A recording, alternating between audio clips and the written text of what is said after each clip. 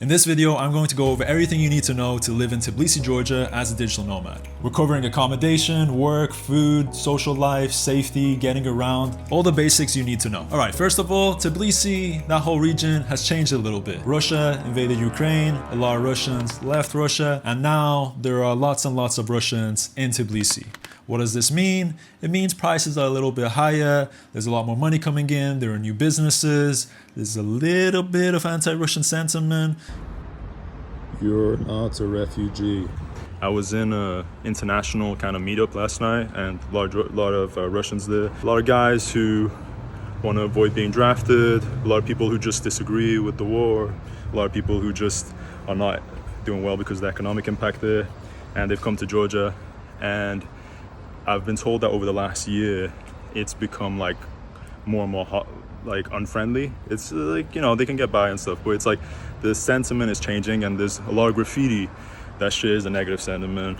First of all, the cost of everything has risen because of the Russians who come here. Part of that is also like economic development, but also to some Georgians it feels like they've kind of like taken over the country a little bit, taken over the city.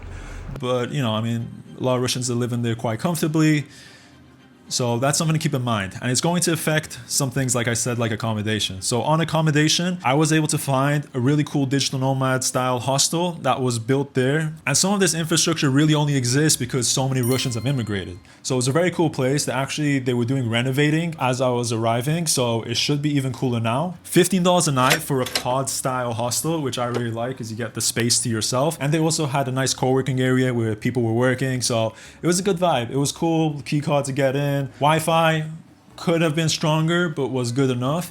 Wi-Fi in general, I had a hard time in Tbilisi finding good Wi-Fi, but cellular data is super cheap, $12 with 2 weeks of unlimited, very strong data. But you need to be somewhere that has a good connection. So going into work, there are a lot of cafes, there are a lot of places that you can work from, and most of them don't have good Wi-Fi, but some of them will have better reception for data. And one of my favorite spots for work and data was also one of my favorite spots for food. So all this is coming together. Food-wise is amazing, tons of options, very affordable, and as a vegan, tons of vegan options. One of my favorite places that I would highly recommend you go if you're vegan, even if you're not vegan, great food and great internet, is called Moss Food. Really, really good food, really chill place to hang out and work.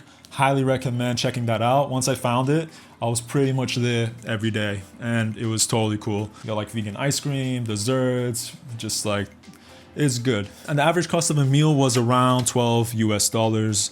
Not super cheap, but really good for what you're getting.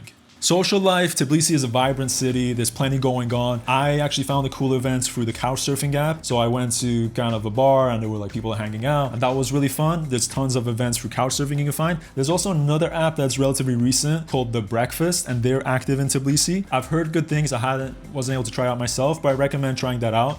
If you need the invitation code, let me know and I can set you up with one of those. Next, on to fitness. Great fitness options in Tbilisi. I actually found a yoga studio called Yoga Loft. They have 2 locations, and I was able to get full access for a week for $30, which was pretty good. They also have a bunch of classes in English, which is nice, but a lot of the classes are in Russian.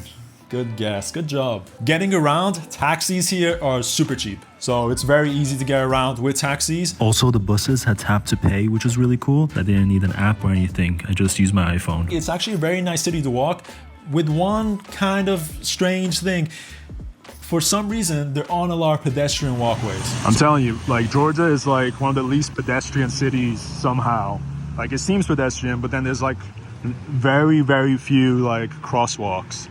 Like, there's an absurdly few crosswalks.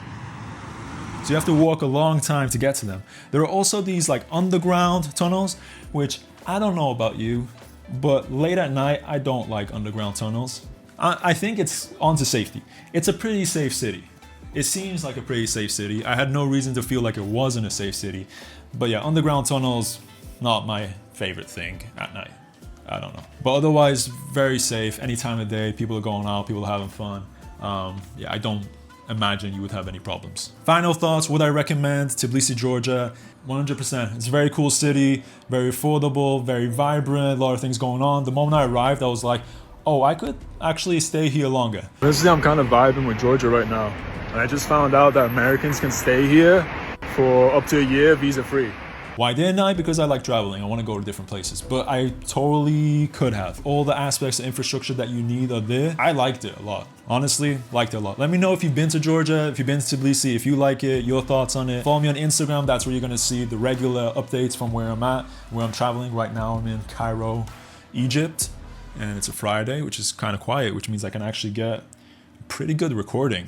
If you're traveling, definitely hit me up. You know, I'd love to meet people on the road who are also traveling. Safe travels. Peace.